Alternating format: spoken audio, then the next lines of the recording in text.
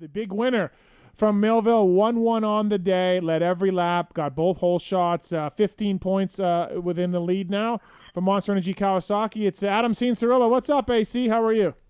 I'm doing great, man. How are you? Just J-Bone went a little long, but it's great. He's a legend. I liked it. Yeah, I like listening to the insight. He's fun to listen to. He's amazing. So, can we, before we get too far into this, like, you don't understand this Chris Betts thing that's going on with Pulp Nation. Like, you don't.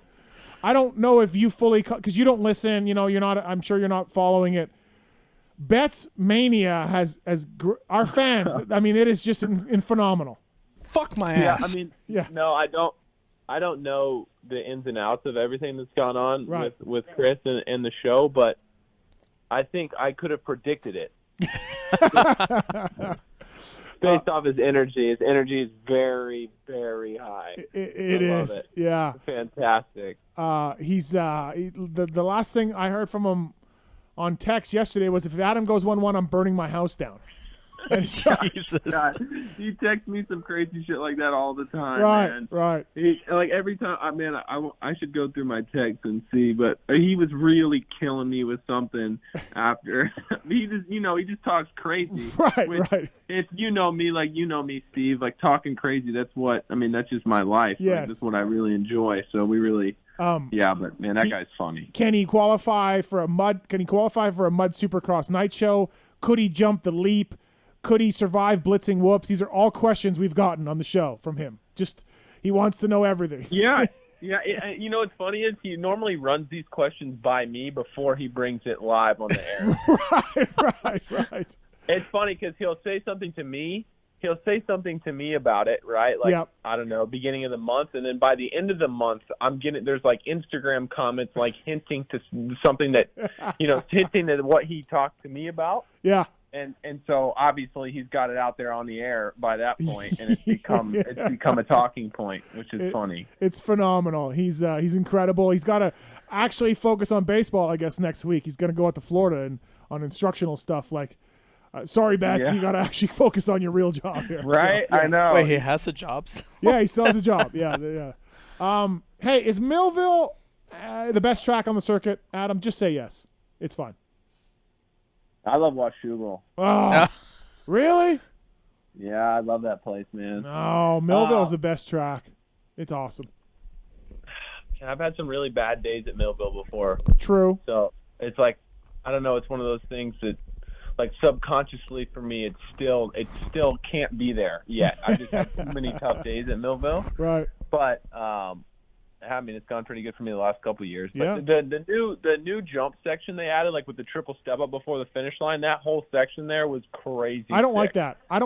No, you don't need that. I love it. Scrub City. You don't need that on an outdoor track. Stop it. How hard can you toss it? Yeah, with like 3 laps to go in the second moto off the triple right before the uphill triple where Tickle endoed there. Like, I was so far over the front of the bike that my left hand like slid forward off the grip, and luckily my hand guard caught my hand. Hey, now you know how Hanny feels off every jump every day. Jeez, man, yeah. That guy pops the clutch when he lands. It's incredible. I've never seen anything like it. It's a great track. I get it though. Washougal's good too, for sure. Love that place. I just have a lot of history at Millville, and I just think it's got elevation, it's got sand whoops, it's got good dirt.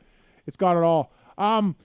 We had J-Mart on earlier. He didn't like the track prep as much as some people. And I heard from another guy. He didn't like the track prep either. So you were kind of on the fence a little bit?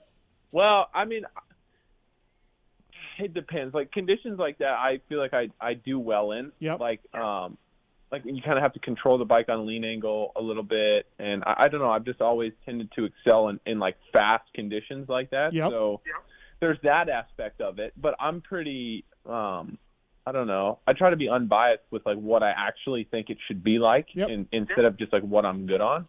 And I think it's super stupid when they just take the claw and they rip the entire track, like literally the faces of the jumps, the landings, everything. They rip it so deep. Yeah. Where we go out there and, like Baggett said something a few weeks ago, how he said you just go out there in a mad dash to try to get a fast lap time in the mud, and you end up just making one line. So the track gets one line, and then we all end up just racing ourselves instead of racing each other. And I think you've seen so far this year, it's like, I don't know, most of the time it's pretty close. And like everybody says no matter what, 50% of the guys are going to say the track's one line every weekend. It doesn't matter. Every single time. Like rarely, you'll get one or two tracks a year from Supercross and Motocross where everybody agrees that there was a lot of passing, you know. So I don't know. I think it's good. It lets the natural characteristics of the track come out. I thought this weekend, they could have ripped the corners deeper, like I texted you the other day. Right. And just, you know, so we could have a little bit more, like just the base of the corners were so hard. It was tough to cut out of the berms once they got blown out. So it seemed like everybody was kind of was pushing out. But I mean, I'm with you too. I don't like the ripping of it and the watering and the rice holes. I think it's stupid. I think it's hurt Team USA in Europe when we go over there. I think the guys are like, what is this stuff? Like, what is this? You know what's crazy to me? And it's crazy how these narratives get started, and then it just seems like fans, it just steamrolls. But everybody's got to say, you know, the track's so, you know, the tracks are too smooth over here, or, you know, that's why we're getting our butt whooped. How about like 2008 or like 2009? The tracks were flat in the Nationals. Flat. Yeah. And we were fine over there. You're like, we need to find something else to complain about. It's the stupidest thing I've ever heard in my life. Yeah. Go ahead. It's crazy. Yeah, no, it's just anytime now it's gotten to the point now, even when I post a video of me riding on Instagram and there's not like I'm not hitting the gnarliest sand roller set of all time. God forbid I'm hitting a jump. People are like, this is why Team USA is terrible. Like, this is why they suck. Every time I see that, they think, and I laugh. I see that, and they'll be like, "Oh, well, Hurling's right as track." I'll go find a couple European or a couple MXGP guys, like for Instagram. Go watch Paul, and he's riding some flat French track. That's but there's not a single bump on it. It's guys ride prep tracks, guys ride gnarly tracks. It happens. When Strybos and DeSalle came over on Suzuki's and rode Lakewood, do you remember that? They rode a couple races. Yeah, Muddy Creek too. Yeah, they were telling Davey or somebody at MX Sports how awesome the track prep was, how amazing it was, right? And so it's just funny how that works, right? It's crazy, but no, I think I like it. I like what they've been doing. It was funny this weekend. I was at one of the AMA guys at the promoter. I don't know. Somebody came over to the rig briefly right as I got back from the first practice. And I hope Zach won't get mad at me, but he was asking me if anything needs to change. And, you know, I was talking to him, and Zach was coming by on his way back from practice, and he was leaned up against the mule waiting for his turn to talk. And I could tell that he was not a big fan of it. And he's like, we got to rip it. And I'm like, I saw him again leaning up against the AMA trailer after the second practice. As I rolled by, I yelled as loud as I could. I said, keep it flat. No, I got a text from Osborne yesterday, and he was like, "Yeah, track prep sucked. Needed more ruts. We got to get back to the ruts." Like, he was all about it. Totally. Everybody has their conditions and opinions, you know. Yeah. But that's mine. I like the natural characteristics. Like, I don't know. I'd love to see a corner get blue grooved once. You know, like go look back to 2003, 2004 or something. You know, you have to. Yeah. I don't know. It's just you had to race it differently, and I like that. You had a fucking chupacabra on you, and he wanted your blood. He was fucking going for it. Yeah, he's one of those guys too. It's like when he gets on a run. I saw him back there. I think I kind of realized when he got by Marvin in the first moto, and I have flashbacks from when I'm like 10 years old watching him in 2000 or 14, whatever year he won the outdoors, right? In like 2011, 2012 when he would do that crazy late moto stuff. Yeah. And I'm like, come on, dude, like not today. Like you really had to figure it out like last weekend, like right now. Come on. But no, he's ripping. It was that year he won the title. It was fucking insane. Late in the moto, he'd be going. It really was. 4 seconds faster than guys. It was insane. Yeah, and some guys now, I forget, I don't know who said this recently, but they were talking about how they're good at the end of the race and how they said that they don't really get faster. Everybody else just gets slower. And Baggett's the first guy I can think of that, like, he gets faster. He legitimately gets faster. Yeah, I mean, I get guys setting their fast lap on the last lap of the race. That's pretty cool to see, and it's nice to write about, if you're in the media and all that. Yeah. That's pretty cool. Yeah.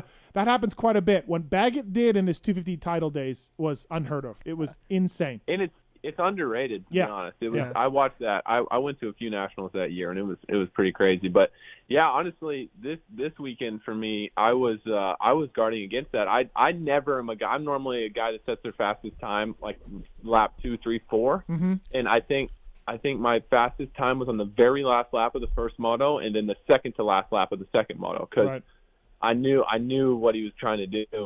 So yeah, that's kind of his MO.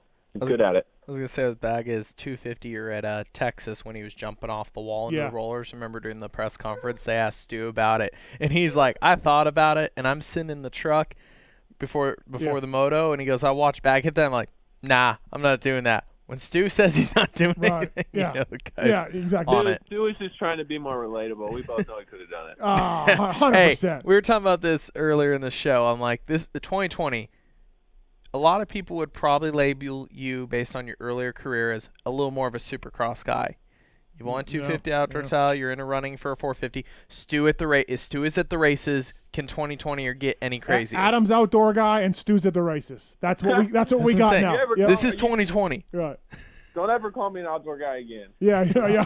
Outdoor specialist, Adam Cianciarulo. Absolutely. Yeah, I'll have a job for like another 6 months. Artofsport.com bringing you Adam Cianciarulo on the show. All products under $10 available at Target. Target.com as well. Kenny Roxon's involved with this. Has Roxon got you any Art of Sport stuff? Has he got you? I buy it on Amazon, to be honest with you. That's ridiculous. He gets you free stuff. Supporting I know. The brand. Sometimes I feel bad just asking for free stuff all the time. I don't know. Yeah. I feel like I should support a little bit. And Amazon's just so easy.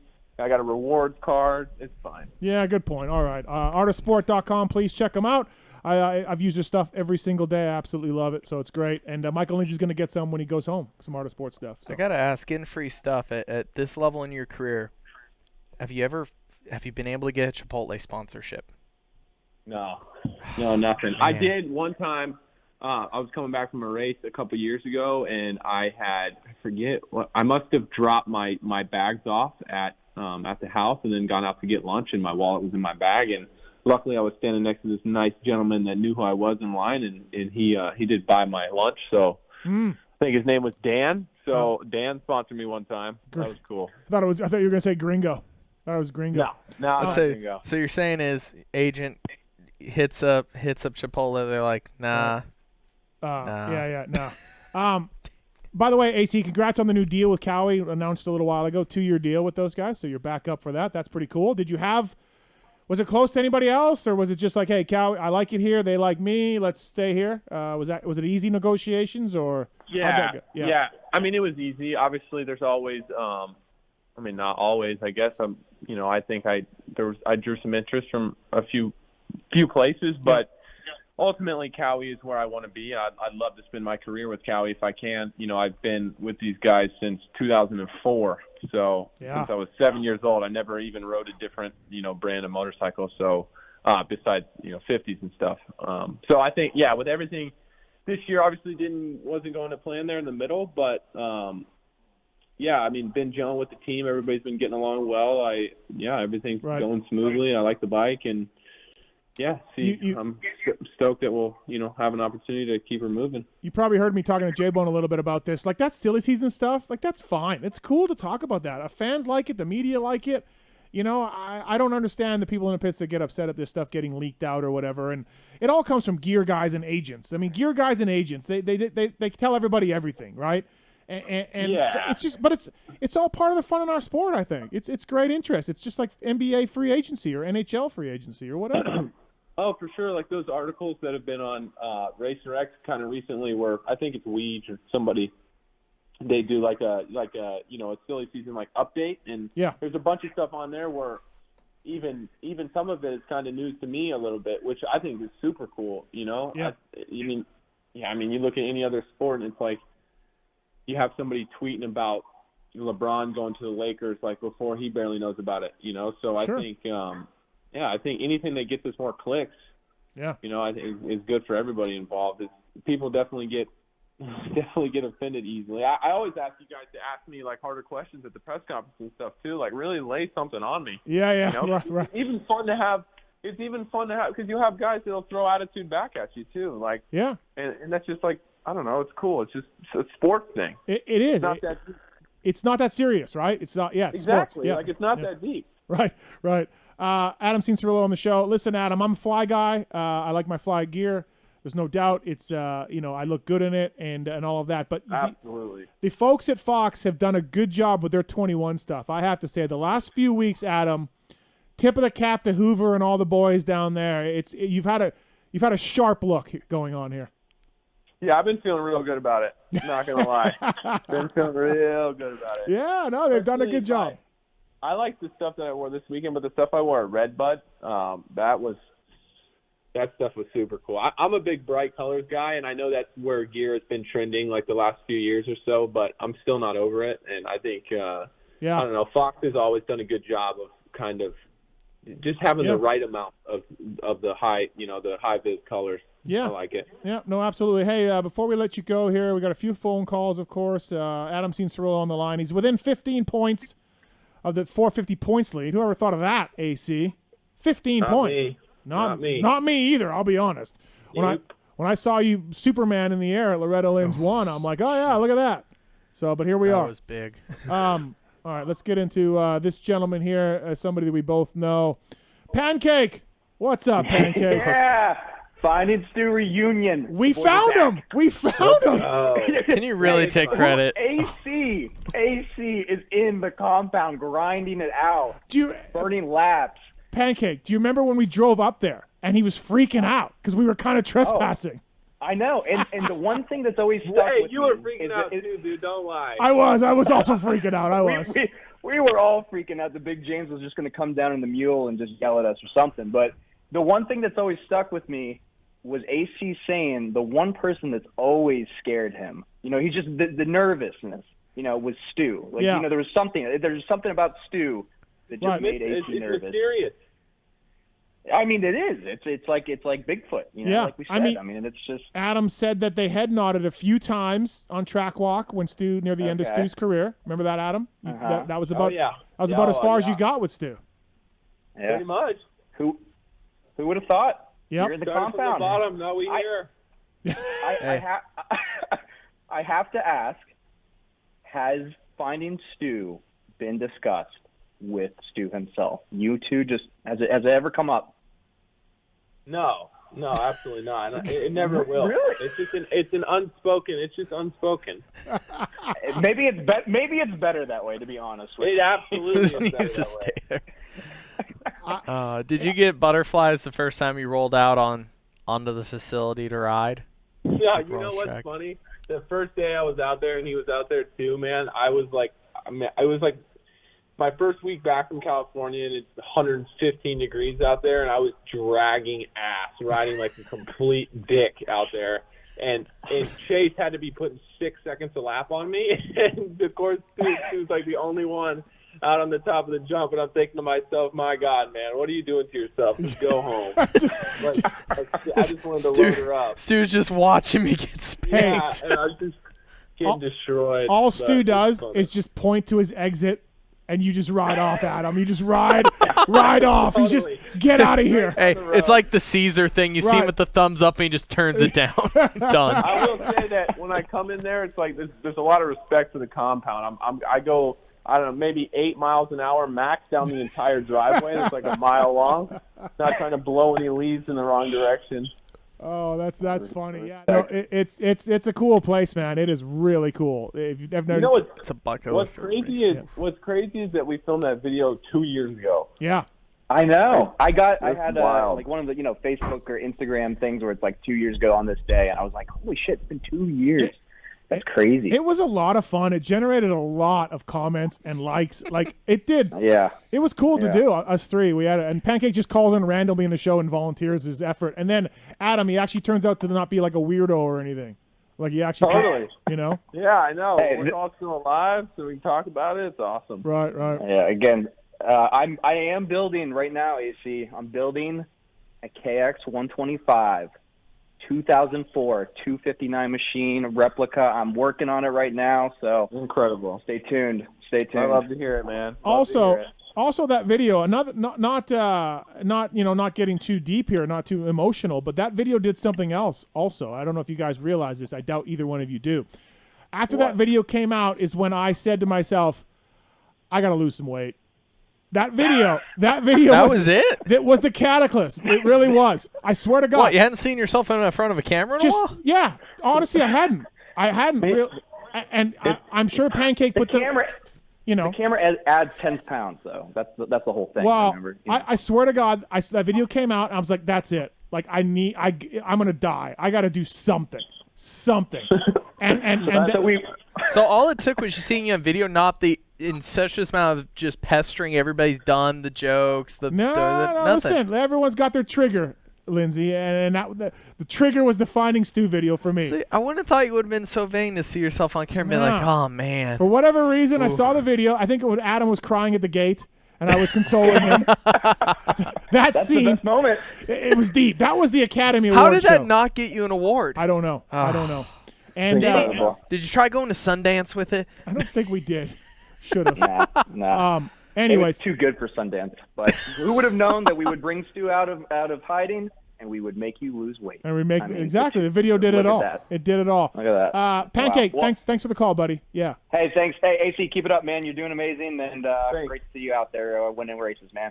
Thanks, man. Good to hear from you. All right, that's Pancake, the director, producer, editor of the Finding Stu videos. Yeah, it also put me into vlog retirement as well. It did, yes, because I think you realized that you had to lose weight after that video, and I realized that I needed to maybe string a season together so I could have a job for a little bit. Listen, I will forever defend your vlog. Troll Train does one. It's fantastic. Yeah, his is great. You did one, and again, it's an hour a day, if that, an hour every week of a vlog, and for people to be like, oh, why aren't you training? You're too busy with your vlog. They're just morons. You know what I mean? Is the vlog going to make a comeback? No, I don't. I can't see it making a comeback, to be honest. I may do a one-off video here and there, but I can't see it. Anything I do like that, I like to do it well. Even back in the day when I used to write the Transworld articles when I was 13, it would take me forever because I just wanted to make it the best I could possibly make it. And yeah, I'm just that way. I don't have enough time on my hands these days. So do we have to start a petition to get one vlog from Stu Compound? Oh, he can't betray. No, he can't betray Stu. Not doing that. It's like Fight Club. It's like Fight Club, exactly. Ben is on 3. He just wants to know, Adam, is it more pressure having Baggett or Eli following you? Man, that's interesting. Well, I only really had Eli on me the one time. I guess I had a Monster Cup as well. Yeah.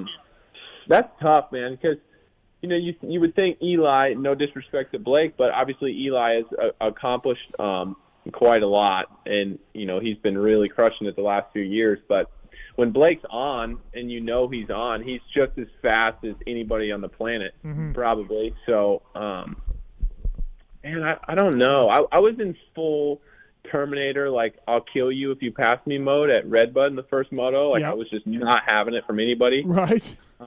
And I was a little bit more I don't know, because it was a little bit more normal for me at Millville. So I think I was probably a little bit more aware that it was Blake and that he's prone to being good in the last few laps. So sure. I don't know. I'd have to say, I guess Blake. You told us one time on this show about ET following you, and you just hear the clutch and the throttle all at the same time, and Entignap destroying things. And Entignap said one time it feels like there's literally a monster behind you. That's 7 Deuce Stu said. What's crazy is, and it's funny. I thought about that this weekend when I was in the first moto when Marvin was behind me. I really had to wait for the pit board every lap to see. I knew that he was pretty close, but between 1 and 3 seconds, you don't really know, right? And so I was relying on the pit board a lot because Marvin's so quiet. Yeah. His bike is so quiet, man. He could sneak up on you. And I honestly was getting a little bit of anxiety that he was just going to come right up the inside of me somewhere because he's so, riding it in the meat of the power and stuff. And then, and then when Blake got around him, Blake he rides it pretty high in the revs as well. So everybody's got their styles for sure. I feel like with Blake behind you, you need to tell your mechanic two things. Like if he's just riding like okay, you put Baggett. If he's riding like a madman, you gotta put the Choop. Yeah. It's gotta say it on the pit board so you know what you're facing. Yeah, you're dealing Choop with. is out. Choop is out. Yeah. Adam Cianciarulo brought to you by Art of Sport on the show. All right, AC. It's going to be the Lakers, clearly. Heat or Celtics, do you think, on the other side? Man, I got to ride with Jimmy Butler right now. He's okay. on it. He's one of my favorite characters in the sport right now. And then the Lakers roll over the Heat? Do you feel? No. No? Okay. No, the Heat are too gritty for them to roll. I think they win it in 6. Okay. All right. But they do win it, yeah. Yeah. And you got to go with odds. And Tampa Bay, you're pulling for Tampa Bay in the Stanley Cup final? Oh, Tampa Bay. I thought you were messing with me talking about the Buccaneers trying to cross sports on me. I didn't even register hockey. Yeah, thanks. That's I'm a lot. Happy that I haven't really paid attention to hockey too much, but all I know is a couple years ago Tampa Bay had like the craziest record. Like they had the most wins, and they got swept in the first round. And so now I just think of hockey as just like basically lottery tickets. It's probably not far off. If you get a hot goalie, it's over for you. I'll say your guys' first season with a team here in Vegas, straight to the finals. Yeah. It would kill me if I was a diehard fan of hockey. Like you really don't know what you're gonna get. You know what I mean? I guess it would be good for me. I don't know. No, you're absolutely right. All right, Adam Walt. Congrats on the win. WW Ranch, a place that's been good to you before, and then not so good to you also, both times. Yeah, you've had a little bit of both there, I think. No, last year was terrible, too. That was the worst third of my life, dude. Why? I was tongue in the spokes. Oh, okay. All right. Yeah, no, it's fine. No, I like the track a lot. I just we had some tire problems there last year. I ran a 120 on the back, first moto, not good. Here we go. Wasted a lot of energy. It's fine. We're over it now. Yeah, you got a big bike now. You're fine. And this is also, again, I'll remind everybody, the funniest caption on Instagram ever was from WW Ranch with Adam up in the air, and then he just put America. That was awesome. I put it. Oh no, that was you're what am I getting? You're confusing which USGP I launched myself at. Oh, was that Charlotte? Both. That was Charlotte, and that was brutal. Oh, that was my favorite caption ever. Then Charlotte, upside down, red and white, blue, America.